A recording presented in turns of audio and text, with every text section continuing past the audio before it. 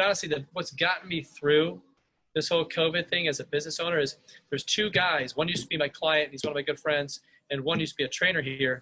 One has a sports performance place in town. He does very well. 3D athletes on Instagram. And then my other buddy, Scott, who worked here, he's got two small little gyms in town. And we just text and DM all the time just because, like, I think it's just like our therapy. Like, no one else understands what we're going through because, Right. you know, other business owners know that, but not really fitness business. It's just different. We're different cloth, right? Come from different cloth. And so it's helpful getting on these podcasts and talking to people in the industry because it just reminds you that a lot of people are going through the same stuff. And, you know, I'm not the only person with a slow business that's losing money and scared to death. So. Hey, what's up, everybody? Welcome to Masters in Fitness Business Podcast, where you get to stand on the shoulders of giants. And today on the show, I have a returning giant, my friend Justin Grinnell from State of Fitness up in, where you guys, Lansing, Michigan. And if you guys have been on the Perform Better National Fitness Business Alliance Tour, you've seen Justin. He presents with the NFBA. He's presented with Perform Better. He runs a great facility up in East Lansing called the State of Fitness. He is he's a what do you call it, influencer in the industry, and he's a great guy. Runs a great internship program, and lucky enough to call him a friend and have him on the show. Justin, welcome to the show. Hey, always a pleasure. Thank you. I appreciate another opportunity. Yeah, no, I'm glad you were able to take the time to come on the show. And I know we were talking quite a bit before we started recording, and we were messaging back and forth. And when last time I messaged with you, you said you guys weren't really open.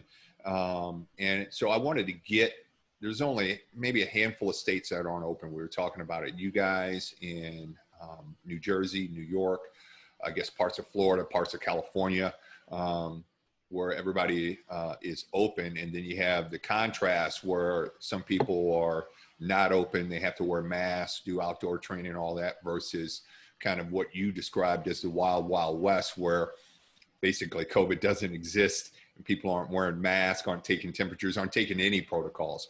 But why don't you give the listeners kind of an update as to where you guys are at the state with the State of Fitness, how long have you been closed, how long have you been open, all that good stuff, because you guys are right in the governor's backyard. The state of Michigan's governor, the mansion is just a stone throw away from your facility, and the governor used to be a member of your facility. Is that correct? That is correct. Yeah, we know her very well. She's a great person. You know, so I never want to be in her position, but, you know, in our state, you know, we've been pretty hardcore lockdown. You know, they haven't been very flexible at all with all the businesses, even restaurants and bars in particular. But of course, gyms and fitness have really been beat up quite a bit. So, you know, we were closed, you know, in March. It was March 14th, I think we closed. So we went straight to the virtual and tried to do the best we can with that. But then we got word to do June 13th, we could do outdoor training. And so we were really fortunate enough that we always had an outdoor area since 2012. And so we just converted a lot of stuff outdoors. And so we started 15 sessions a day, small group or large group out there right away, along with virtual. And so we started with that. And then in July, we actually were supposed to open, but 3 hours before we were supposed to open, they met the Supreme Court and they closed it down again, primarily because at a bar in East Lansing, there was 150 kids or college students that got COVID-19. So she shut everything back down. At that time, we said, you know what, we've got to stay alive. And so we started doing private training indoors on the hush hush. And so we're doing about 50 to 60 private training sessions a week indoors. And so we're surviving. One thing we didn't talk about is I have those two corporate locations for an annuities firm. And, you know, everybody knows what corporate is going on with corporates. People are working from home, and those are closed down. And so we're totally closed there. We totally shut down the one in Franklin, Tennessee. We serviced about 600 employees, and we have one about 2,200 employees here, 10 minutes from my facility here. And that's closed down. And first they said, July, then August, then September, and now they're like, you know what, we're closed the whole year, and I bet we won't be back till July of 2021. So that's a big hit on our company because that was quite honestly, way easier running a regular gym. And so that was, awesome contract we had, and it was a great thing to have. But I don't know we'll be back one day, but I don't know when. So that's kind of our current situation. Yeah, because that's an ideal situation because it's low overhead and high profit, low headache as well. So that does suck. So tell me how you guys have had, well, you've obviously pivoted, but doing the one-on-one training, doing the outdoor training, doing the virtual training. How's it affected your numbers, both from a client standpoint and also from a staff standpoint? Yeah, so well, we were really proud to say for the most part, we paid all our staff, never laid anybody off, and paid them their full pay up until June 29th. From there, we went to hourly.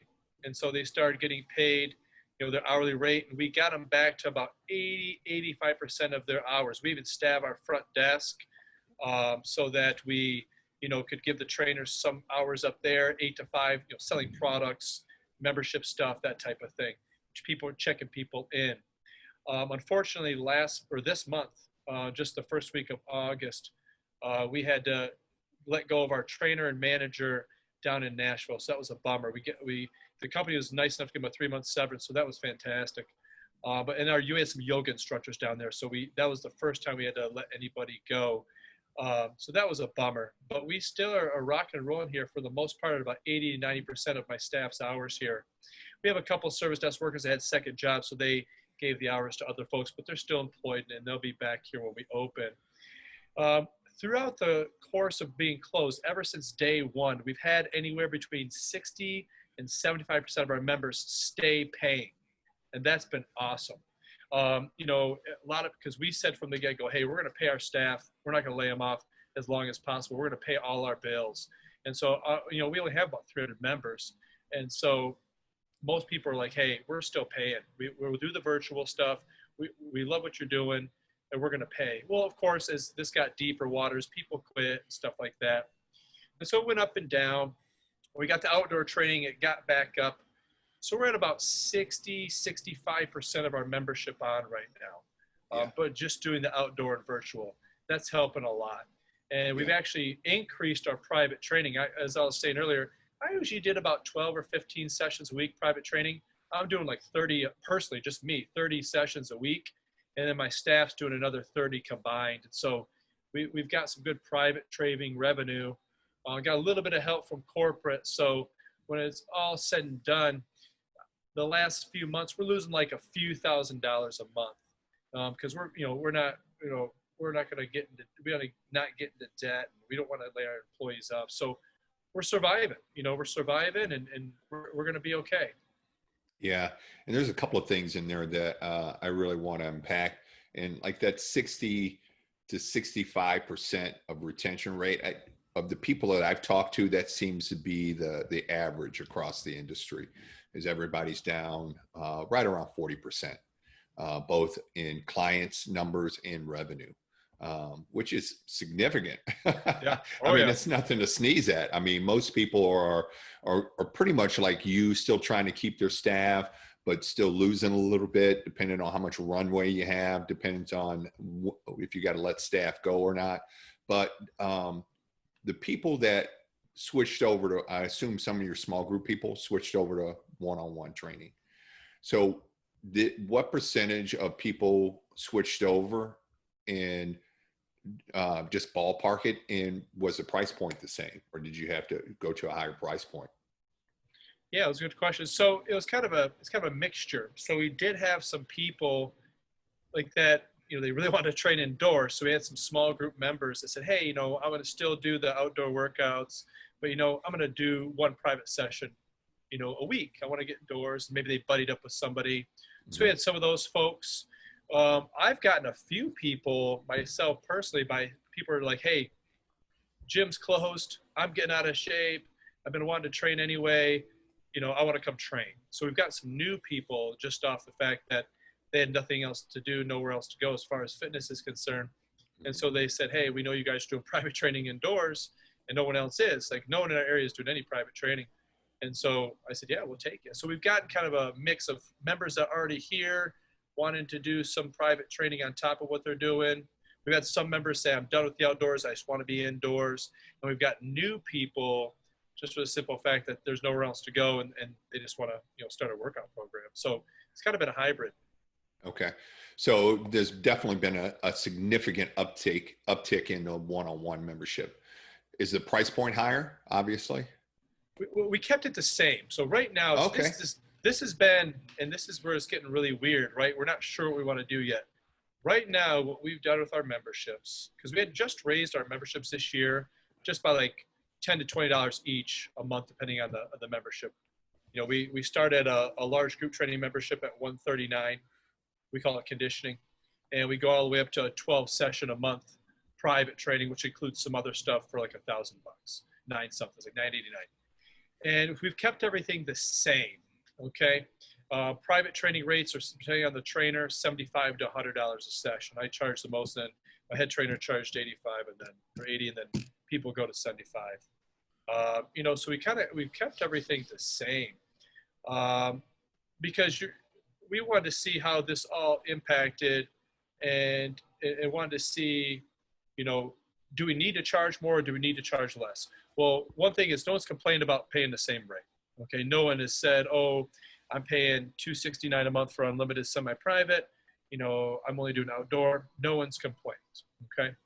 The only thing we've added actually is $109 a month for virtual training. So we have that. All our members get virtual training included. Okay. So if you're a member, you just get that. This is a layer we add. You get that with any membership we have. But if someone wants to join as just a virtual member, it's $109 a month. But we haven't changed any prices. Now, that being said, we've been looking at some numbers, and we're like, well, we might have to. We want to see when we open up, where's the impact? So we're going to look at November, December. Where's our retention rate at? How many people have come back? Where's our revenue at? Do we need to, and should we? Because we're going to tighten up our how many people are in a session. We used to have 25, 30 people in a large group. We're going to 8. Semi-private, we have 4 to 6. We're strictly going at 4. So we might have to have more sessions available because of less people. And so we might have to increase our revenue. And plus, we're looking at our employee costs. So there's a lot of numbers we're messing around with. But right now, as the book stands, we've been okay with keeping everything the same. Yeah, I'd be interested to see how those numbers fall out or come together, because I'd be willing to bet that operating at reduced capacity, reduced number of clients, but the same staff, basically the same overhead, and in some cases more overhead, because with the one-on-one, it's a little bit more labor intensive. So I'd be surprised if you didn't have to raise that price point. And I know you said you guys had a sweet outdoor setup, but you guys are in Michigan, in northern Michigan. Yes. What happens when it gets cold? Oh, man. So what we've done, and maybe I should send you some pictures, is, it's a pretty cool area back there. We put up an overhang to get some of the sun first for the summer. Uh-huh. We want to try to get another one where we have some, almost like a tailgate tent, and get some heaters if we need to. Okay. We're going to stay out there as long as possible. Realistically, we're probably looking at maybe deep into October. And after that, it's probably going to be too much. Yeah. But hopefully by then we're all indoors. We want to try to keep that outdoor, as long as possible. So we want to try to, create something where we can get some heaters in, but I'm thinking by November, I don't see how we can do it. It just it's so snowy. Yeah. The snow will crush us. Yeah. So once it starts snowing, I think we're probably done. Okay. Gotcha. All right. And then the other thing that I want to talk about is, are you guys officially able to open or no? Not yet. No, not yet. So Okay. we are not able to open, but we were talking earlier. So, unfortunately, this has become kind of a political thing or regional thing. And that's unfortunate because I wish we just had one big plan for everybody and everybody followed the same rules. But, Mm-hmm. as we're talking about state by state, it's different, even county by county. So I'm in East Lansing. Traditionally, it's a more liberal town. It's a university town. We're right by the Capitol. The government is here, etc. Our area is pretty tight on the rules. Okay.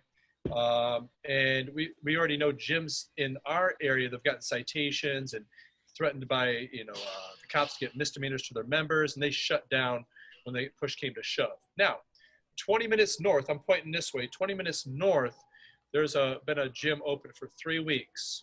And it's in a township, a little more conservative township, and the county commissioner said, we're not going to mess with this small business. They've been closed long enough, and we have way bigger fish to fry right now than to close a gym down. It's a big gym too.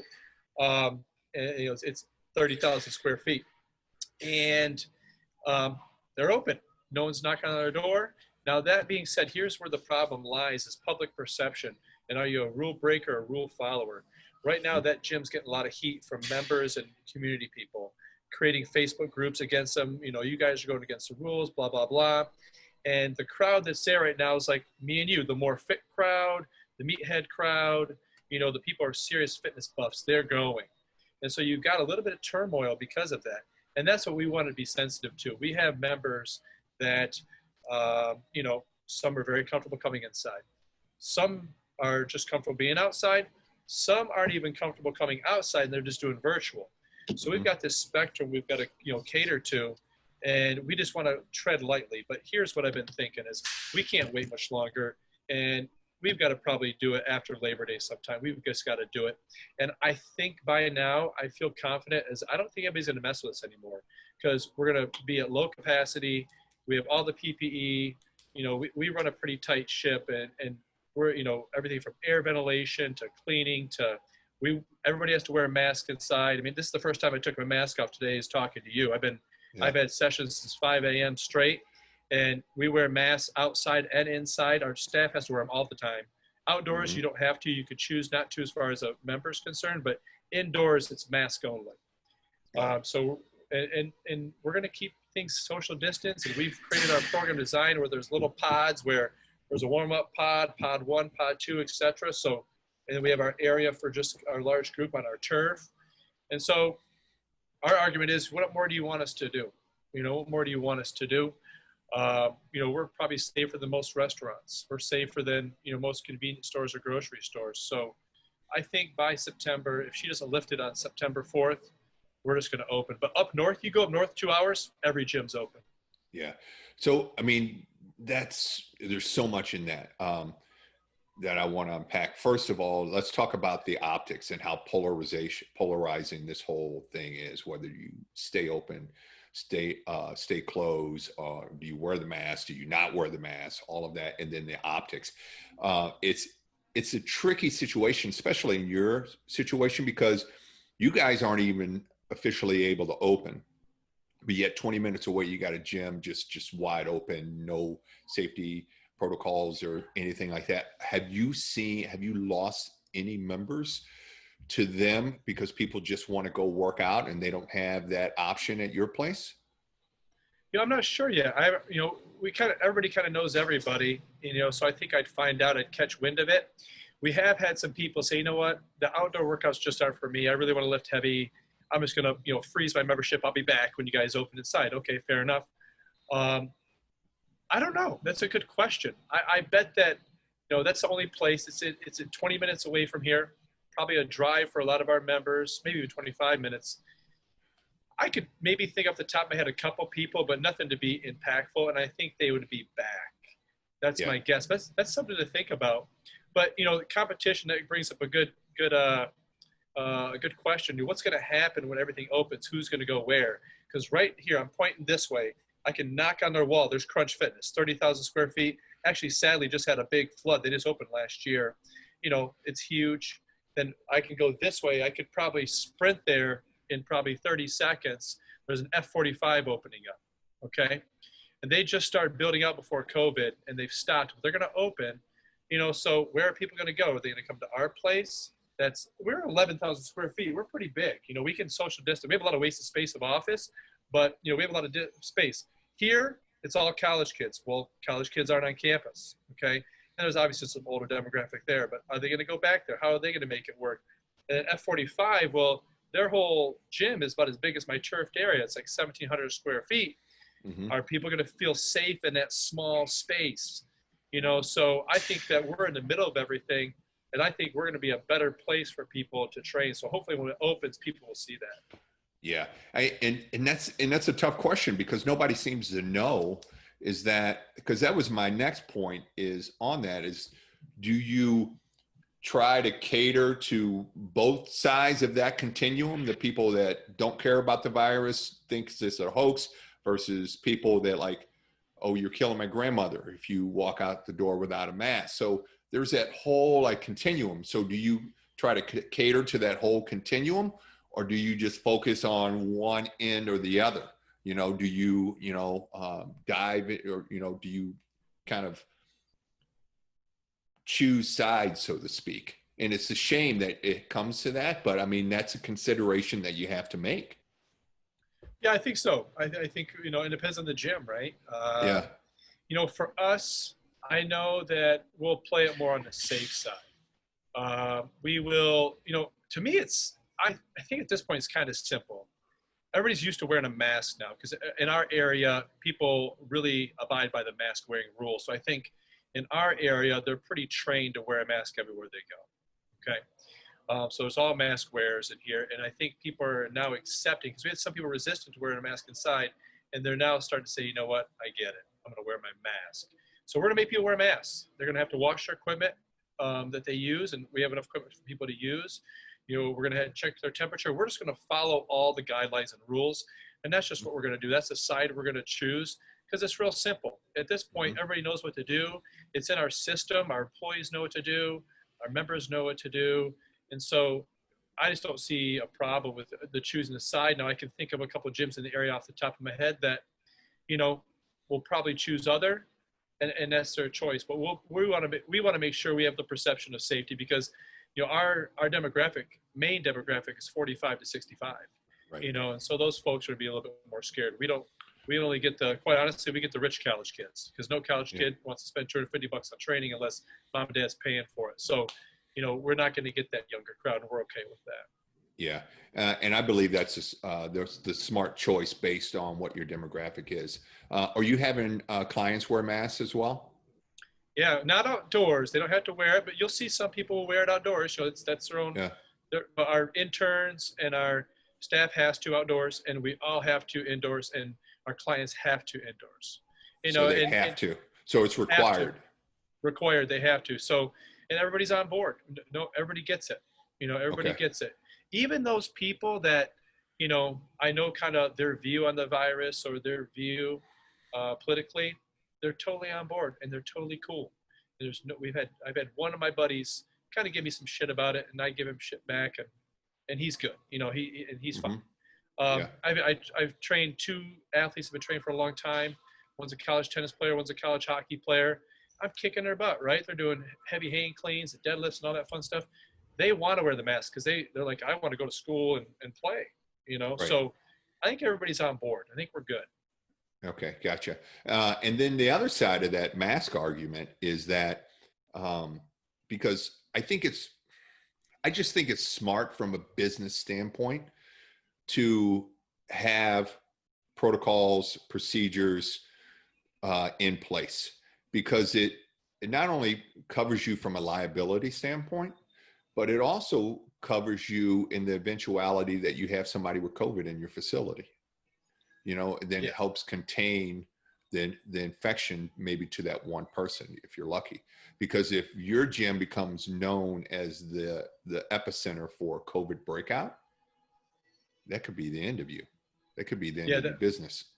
That's scary. That's like a biggest fear. I mean, thankfully, and I hope it stays this way, is I know a lot of people, right? I mean, I think I know a lot of people. Everybody does. Over the course of years, you meet people. I don't know one person that has COVID-19. Except my grandmother who passed, but she was on her way out already. So I'm like, oh my gosh, I hope I keep that batting average, right? And that is a fear because I just dread the day that I get a call from an employee that says they have it. You dealt with that situation. I can't even imagine. That would just paralyze me because now all these layers you have to take care of. Everybody's got to get tested. Where did the person get it? You got to tell your members, which sucks because then they're like, well, I don't want to go there at all. Right. So that is a huge fear. So I feel if we just take as many precautions as possible, we can at least say, we did all our part we could. We don't think it's coming from us, but we can't prove 100%. So we're just going to stick to the rules. Yeah. And you know what? I was in the same boat. I didn't know anybody who had COVID-19, like personally, like a personal, degrees of separation, 1 degree of separation. I didn't know anybody that had COVID. Then one of my trainers came down with COVID. Now we instituted, we checked temperatures. We asked, the questions. Have you been around anybody? Symptoms, yada, yada, yada. All of that stuff. All of the trainers, all of the staff wear masks. Now we have masks available for clients, but it's optional. We're considering making it mandatory. But one of my employees came down with COVID. And so we had to shut down the gym.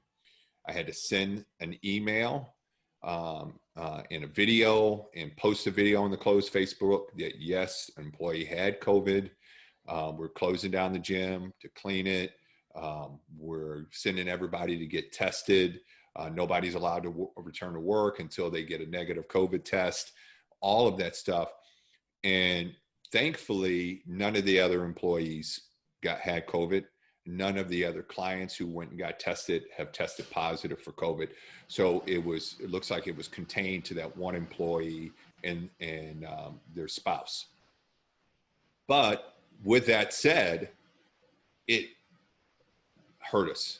We took a big hit. I mean, I would equate it to the same hit that we got from COVID. Oh my gosh. People scared to come out of their house because of COVID. Now they're scared to come into the gym. Even people that were coming into the gym before aren't coming in now. They may be training outdoors. They may be training virtually, but they're not coming into the gym. And then I had one client come into my office that said, I'm going to train online, but I'm not going to come into the gym unless you require all the clients to wear a mask. So these are the situations that I've been dealing with this week. And it has not been fun. In addition to checking on the employee, and they're fine. It looks like they're going to recover just fine. And it looks like the infection didn't come from our gym, which is good, but it's going to take us a minute to recover from that, but I think back on that and thank God we wore masks and took all the protocols, because if a bunch of employees or a bunch of clients tested positive and it looked like that it came from my gym, I would be out of business. I guarantee you I would be out of business. It would be something that I wouldn't be able to recover from, and I wouldn't wish that on any other owner. I know you kind of make me nervous here a little bit, my man. But it's a reality though, right? So it's good. It's actually good. It's unfortunate. I'm very sorry it happened to you, but yeah, these are thoughts, and I'm sure you've had some thoughts, not just from someone getting it in your gym per se, but what's fitness going to look like the next 2, 3, 4 years? Right. And it gets my mind spinning. It'd be this September would be my 20th year as a personal trainer, and we're going into 11 years in business at State of Fitness. And I'm like, what else would I do? I've been doing it since I was 19, right? Mm-hmm. And what if, and I kind of, be honest with you, I like my income. I like, the lifestyle I built after 20 years. And I tell myself, could I restart and redo everything all over again? I don't think I have the energy to restart, go open another gym. Does this one crumble? I think we'll be okay, but, we're going to take a dip. And so I'm thinking, okay, I got 2 young kids. My wife and I, we like our lifestyle. She doesn't have to get another job and all that. But will I have to? And then will I have to move out of this big place? We have 1 year on our lease. It's a big place. It's a lot to take care of, a lot of overhead expense. Do I pivot and get a smaller place? What's going to be the best business model in the fitness industry? Is it small and tight where you got, 3,000, kind of like Rick Mayo, 2,500 square foot, all small group? I got a couple trainers and an owner and a couple other workers, and, make a good profit margin, what are people going to want to come do? So those are things that go through my head long term, because, what if we do get a COVID outbreak, like you're saying, and no one wants to come, and then if we lose 2 months of revenue, I mean, that crushes people. And do I want to bring on more debt? I mean, we were very fortunate enough to be debt free going into COVID-19. You know, and I really don't want to go borrow $250,000 and start a new place or have to dip in and do payroll. But Right. this is what the things that gym owners are dealing with. And, I really wish obviously every business wish they had more aid from the feds. But hey, you're going to keep us closed, and you're going to, cause problems with COVID-19. Give us some funding just to stay alive. I'm not trying to make a lot of money. Just let me pay my staff, let me pay my bills and call it a day. And you can keep us closed. But if you're not going to do that, don't keep us closed, because I got to survive. So I know I went on my Absolutely. tangent there, but that's just kind of things on my mind. Well, you're thinking what everybody else in this industry is thinking. Like, what the hell? Like, what are we going to do? What are we going to pivot? Because it's like when you used to be able to advertise on Facebook and get 100 people to sign up for a trial. Those days are gone and they're never coming back. Same thing with this. I mean, they may come back, but it's going to be 12, 18, maybe even 24 months before it makes a full bounce back. So I think those are legitimate concerns. And I think along with that, I think as this thing goes along, I think it's an eventuality that, because when we first opened up, we were having staff meetings and I said, and this is exactly what I said. Eventually we're going to have somebody in our club with COVID. And we need to have a plan in place. So we put together a plan, and thank God that we did, because we were able to act quickly. As soon as she told me her test was positive, we shut down, we sent out the emails, we notified everybody, sent everybody to get tested. But we had talked about it beforehand, so we weren't just like scrambling, like some kind of, fire drill. But I think it's something that people have to prepare for. And then you have to be prepared to mitigate your risk for when it does happen. But you brought up some good points as far as like, how do you pivot? I mean, do you go smaller? I mean, do you lay people off? Do you change your model to one-on-one? I think in the short term, I think you have to. I think you have to contract a little bit from a staff standpoint. Maybe do more one-on-one privates, and then adjust your price point accordingly. I think those are the smart things to do. But as far as, I mean, nobody has a crystal ball on this thing. No one. I mean, everybody's kind of flying by the seat of their pants, because like you alluded to earlier, not only because it's not like a nationwide comprehensive plan or set of rules that you can follow. It's a patchwork. I mean, you can, be where you are and not even allowed to open, and then you can drive 20 minutes away and it's like no mask, no temperatures, no nothing, So that's what makes it difficult, because everybody's trying to survive in this industry. You're trying to survive in this industry, but you're not even allowed to be open, which is my next question is, are you even allowed to market? And if you do market, what does that look like?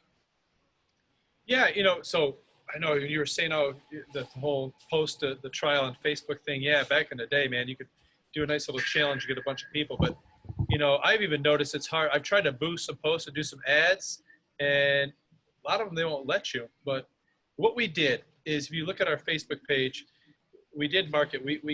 I got one of my buddies who owns an advertising firm, and they do great video. We did a video on the stuff we're going to take precaution when we do open inside, what we're doing virtually, and what we're doing outdoor. And so we have that video pumping. I think I put like $10 a day on it, just to get that going. So our advertising, we tightened up our Google page and all the stuff for our SEO to make sure everything's updated.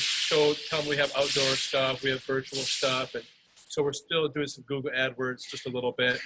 And that's what we're doing. And of course, our post on social media. But no one's coming to the gym, right? So how much is that working? Is it creating awareness? And in my opinion, I don't think many people like virtual training.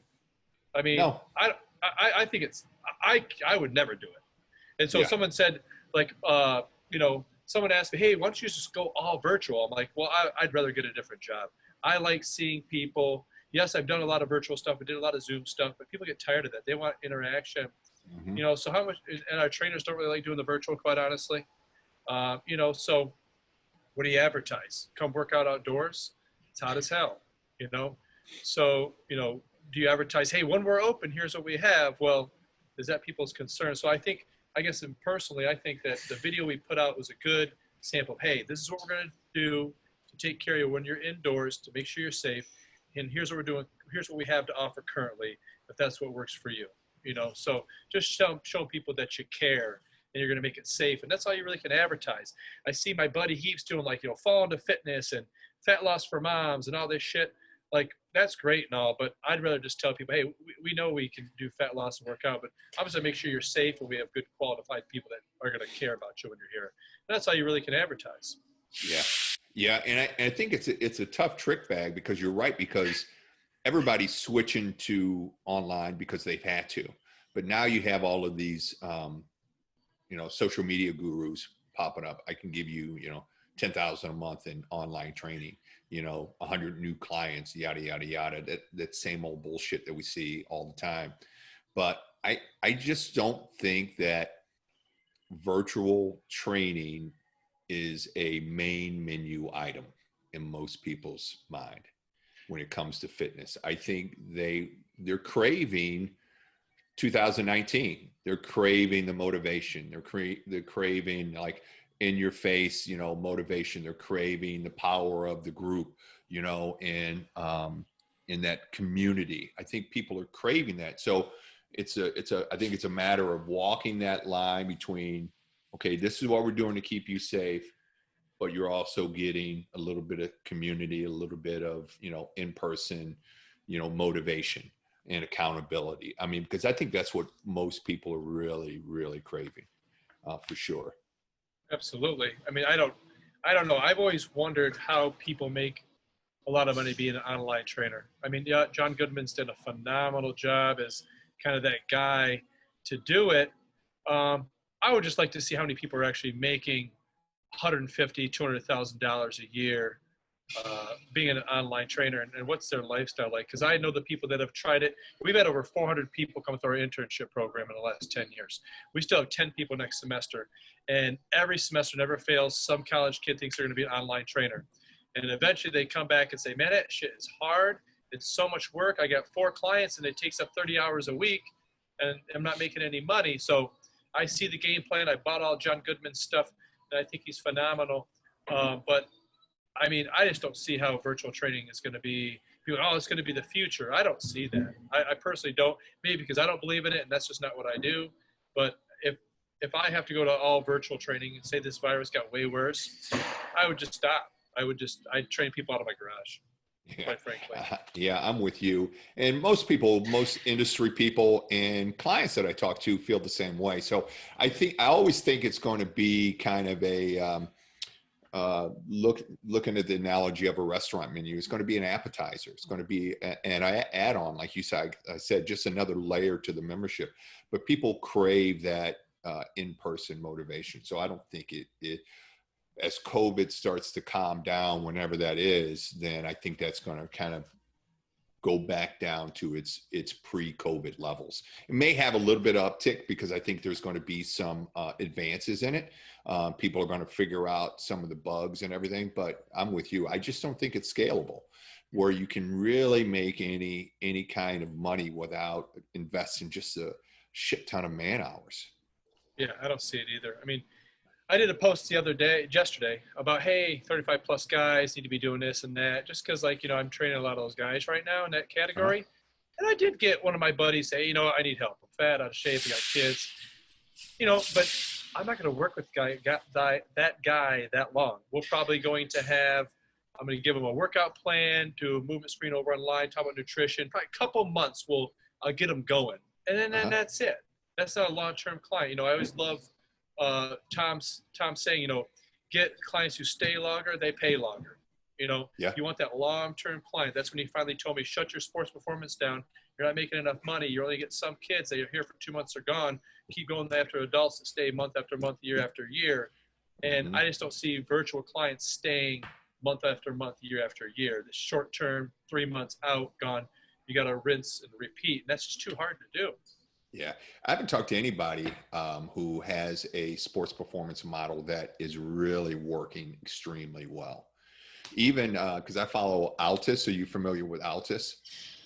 Who's that? I think I know if I'm familiar. Go to Yeah, explain. they have a training facility down in Phoenix, and they train all of these world class track and field athletes from around the world, and they have some pretty high end, but they can't make it go. They're trying to break into the general population now, because even with all these high end athletes coming from all over the world, they can't make it go, because of exactly what you said. And, when you're talking about your intern program, which is phenomenal, by the way, it's definitely a pilot program, but every trainer that I've talked to coming out of school, they want to train athletes.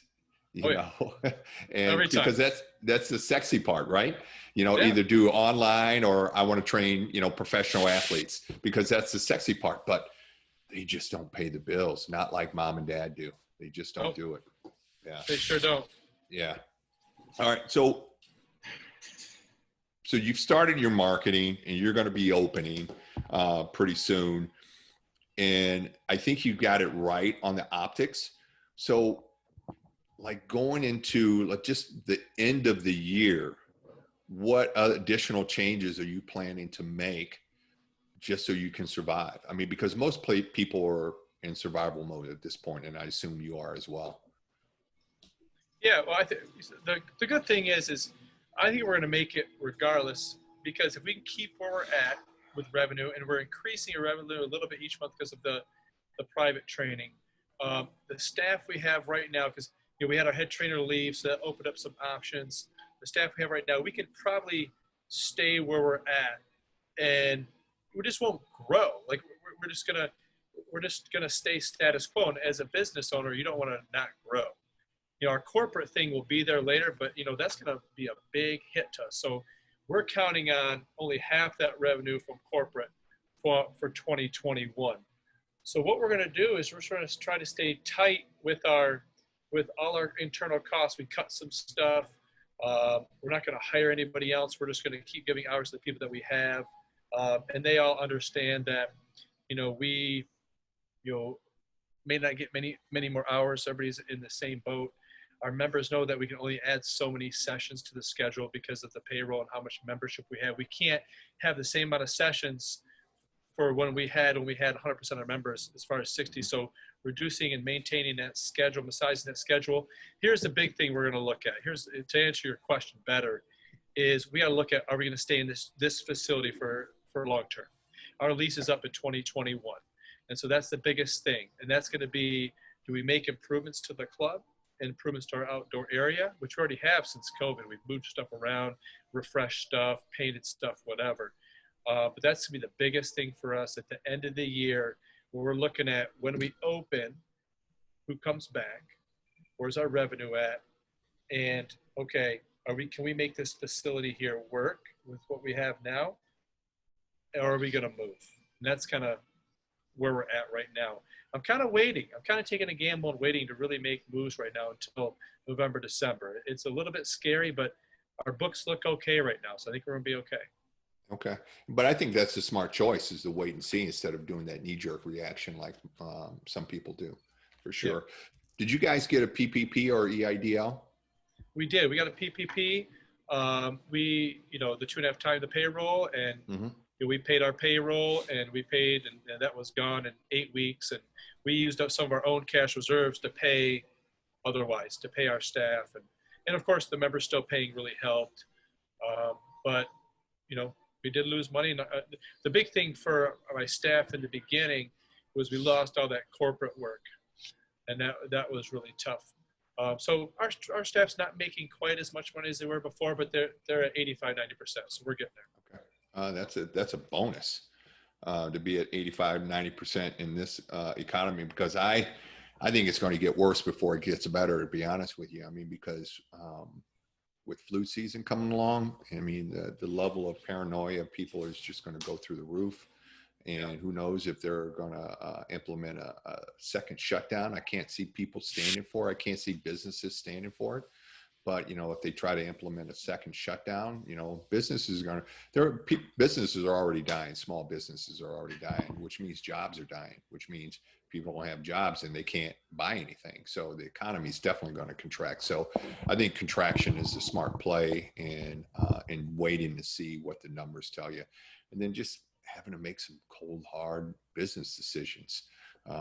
It's not going to be any fun. I hate to paint a dark picture, but No. that's the way I see it. But there are some silver linings in this cloud for sure. I mean, you're still open. You still have clients. You still have people that want to train. You still have staff who is dedicated to you, happy working for you guys. So kudos on all of that, and good luck with the opening. I'll be curious to see how the numbers play out and how you guys, what you guys decide to do. I'd like to have you back on the show to follow up with that come January. But you, before we were recording, you were talking about, without giving away any confidences, you were talking about your one trainer that left you and moved to another state, began training, and the culture shock that he experienced. Do you want to share that with the listeners? Yeah, so a guy named Cameron, phenomenal guy, phenomenal trainer, really came through our internship program a few years ago and just blossomed into a great trainer, and eventually was our head trainer. Just him and his girlfriend said they knew. He told me a year ago, hey, we're probably going to move to Austin, Texas, and this is just a good time for him. Lease is up, and his family's down there, his sister's down there, and they got a job for some corporate online training, and they went down there. And he texted me the other day, so he's still doing a couple things for me, and he said, man, I didn't know how good we had it at State of Fitness. We just had better protocols. He's like, it's like the Wild West down here. It's people aren't basically taking the precautions. Everything's opened up.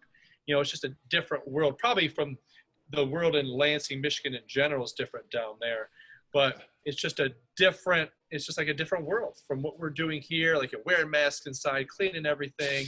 The different demographic he's working with. He's used to working with older folks. I shouldn't say older folks, more mature folks, 40, 50, 60, 70, not, 20s, 30s that just are coming in to get a wad in and get their butt kicked. Right. So big change, so, and I think that, and I haven't talked to him about this deep, but I'm guessing, at least for me, is what I would think is I wouldn't feel as comfortable. I kind of like where we're at. I don't think we should be scared of the virus. I think we need to learn to work with it and work around it and be as precautious as possible. But I like wearing a mask because it gives me confidence I'm not going to give it to anybody or get it from someone else. I like the cleaning protocols. I like the social distance. I like squeezing the numbers down. That makes me feel better when I'm training. I can focus more on the training than focus so much on, worrying about things. So, sleep better at night. Mm-hmm. Yeah, of course. I wouldn't want to be in that area right now. I wouldn't want to be training without masks on and stuff. I just don't feel good about it. Yeah. And I think it really comes down to what your demographic is. Like you said, is that I think if you're training that 20, 30 crowd, I think they don't give a shit. They just want to go in and they just want to get murdered, each and every workout.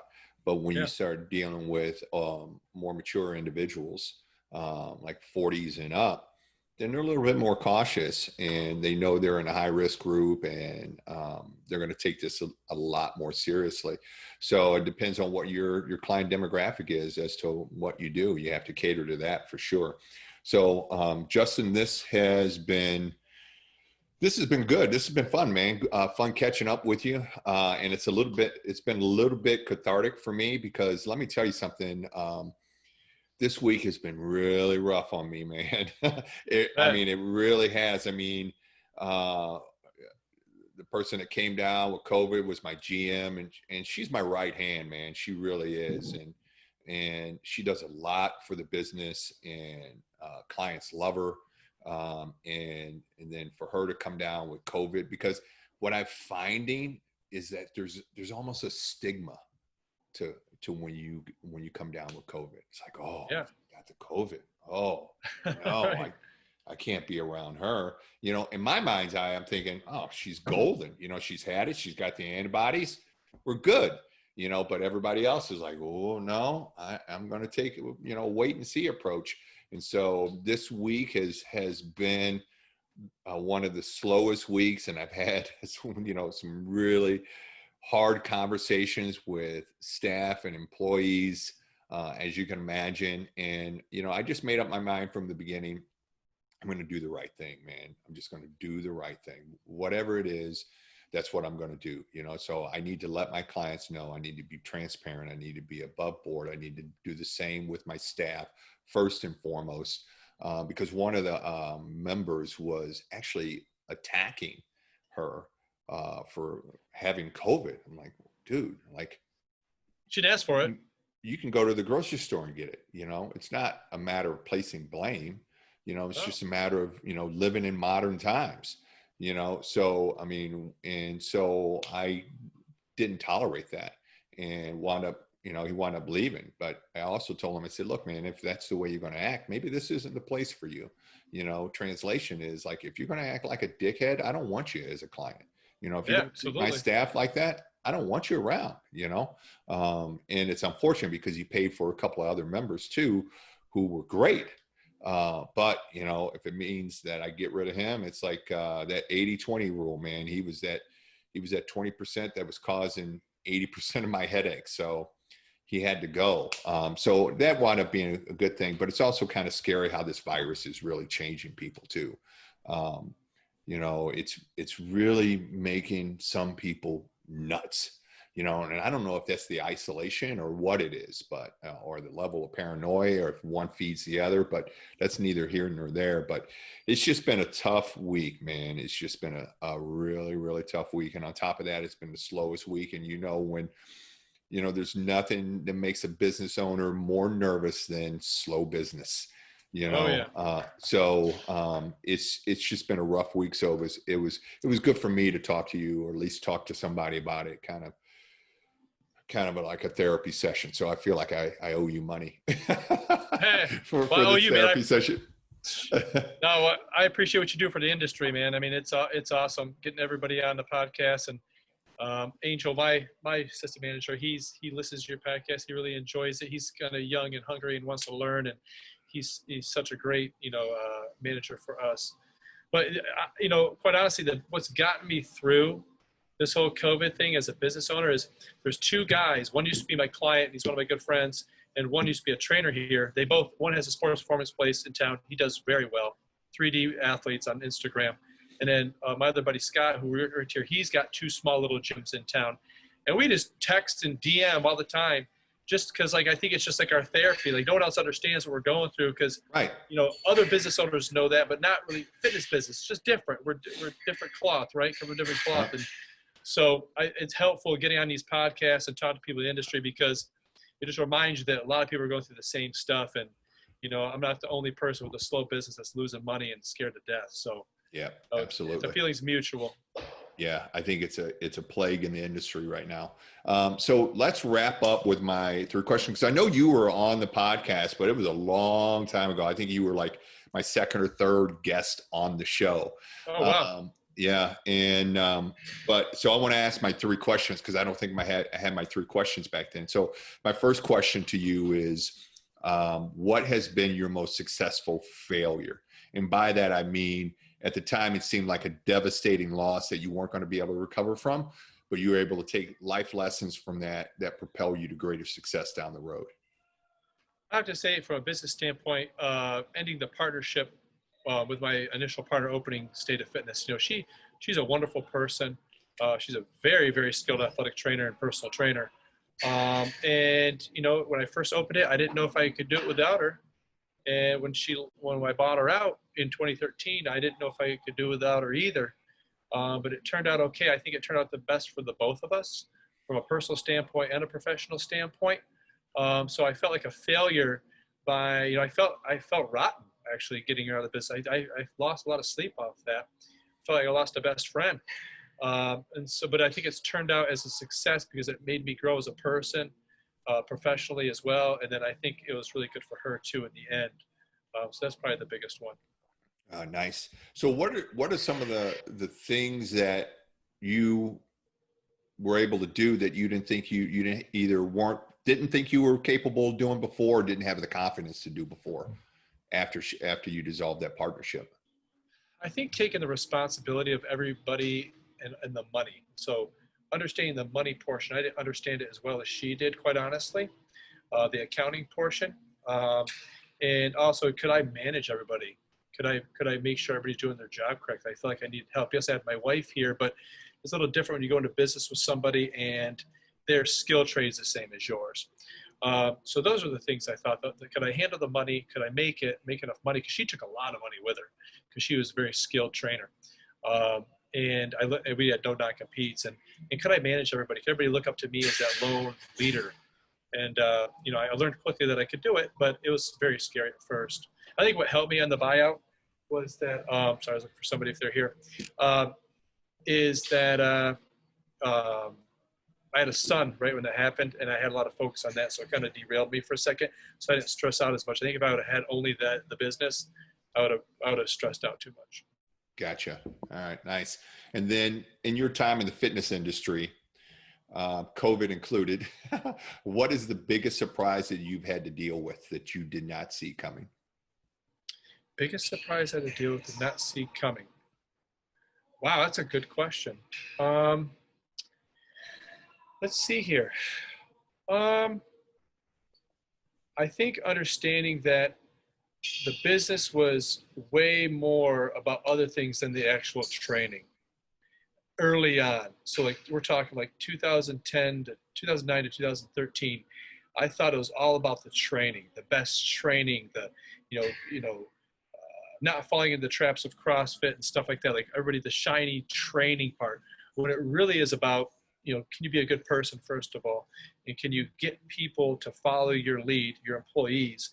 And can you make your members be happy and comfortable at your place? And that's the stuff that really matters, not the, am I as good a trainer as Mike Boyle or Eric Cressy? I thought that was the thing, being the online, everybody knows me guy. It's more of, can I be really good in my community and make a good gym? And I really thought in the beginning, it's like, I got to be that all-star trainer and that everybody will follow me. Yeah, you got to have those skills. You got to be a good trainer, but you got to have everything else is going to be more important than that. Because you can see some okay trainers build really good businesses. Yeah, I agree with that. It's about your client. It's about your community, not about you, for sure. I like that answer a lot. And then my last question is, where do you go for your personal and professional development? Personal professional development. Well, probably a lot of the same guys you have. Being on the NFBA tour changed my life. Meeting Tom Plummer changed my life. Meeting Rick Mayo, Frank Nash, those three guys in particular, have really been the people I've looked at and asked questions to. The main guys. I mean, in the STS, we've all asked each other, right? We all help each other, but those three guys in particular, especially Tom, really getting me to believe in myself that I could do it, and give me the tools as well. I've sat in 50 NFBA things by now, so I feel like I could talk about what he says verbatim. Those for sure, from a personal and professional standpoint. And then I have a couple clients that are very successful in their own right, that I've trained quite often, that I've really looked up to and really listened to. They've been, a friend, a client, and a mentor at the same time. So those particular guys have been really the people I went towards.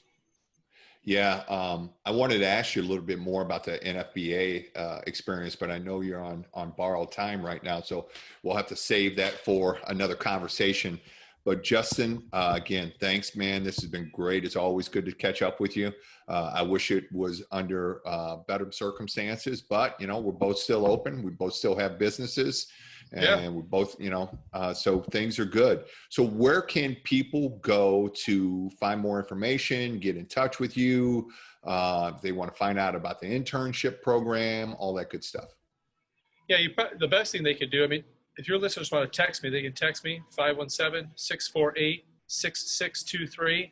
I answer my texts a lot. I answer my DMs on Grinnell Training for Instagram. Those are probably the two things I check the most. But they can go to mystateoffitness.com, and they can see all the information about the internship right there. Usually those three things, you should be able to get a hold of me. Okay, gotcha. And all of those links will be in the show notes. A brave man giving out his cell phone number on the show. I appreciate that, but that's par for the course for Justin. My new nickname for you. You're the Tom Cruise of fitness. Oh, thank So, you. yeah. I've been, to be honest with you, I've been getting called Tom Cruise since I was a little kid. No kidding. All the time. I think that's the first time I ever thought that. Yeah. But yeah. Okay. Still, I've probably gotten called Tom Cruise 300 times. Oh yeah. Well, So, it fits. It fits. And it's meant as a compliment. I'll take So it. right now we got Mission Impossible going on. So if you All right. should choose to accept it. All right. So all those links will be in the show notes. Go to trainerjim.net.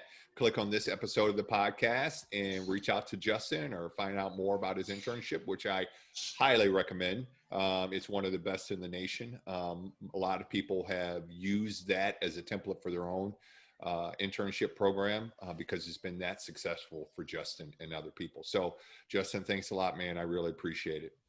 Hey, it's been my pleasure. I appreciate it, Jim. Take care. Yeah. All right. Stay safe up there. All right, man. Thank you. All right. Take care. Bye. You too. Bye.